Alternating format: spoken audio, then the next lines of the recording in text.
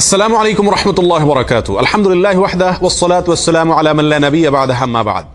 সুপ্রিয় দর্শক শ্রোতা ভাই বোনেরা, আমরা কে না চাই আল্লাহ সুবহানাহু ওয়া তাআলা আমাদেরকে ভালোবাসুন, পাশাপাশি দুনিয়ার মানুষেরাও আমাদেরকে ভালোবাসুক।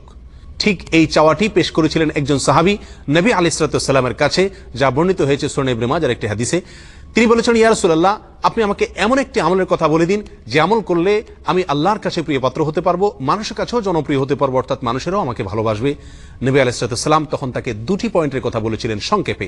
তিনি বলেছিলেন, ইজহাদ ফিদ দুনিয়া ইউহিব্বুকাল্লাহ, তুমি দুনিয়ার প্রতি আসক্তি, অনুরক্তি, দুনিয়ার প্রতি অন্ধ মোহ, এটা থেকে নিজেকে মুক্ত করে আনো, তাহলে আল্লাহ সুবহানাহু ওয়া তাআলা তোমাকে ভালোবাসবেন।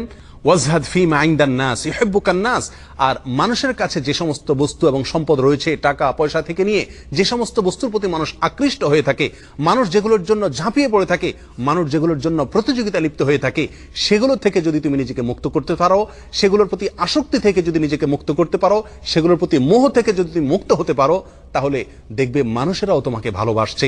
অর্থাৎ গড্ডালিকার প্রবাহ থেকে যদি তুমি নিজেকে বের করে আনতে পারো, সেই প্রবাহে গা না ভাসাও, তাহলে মানুষের ভালোবাসা তুমি অর্জন করতে পারবে।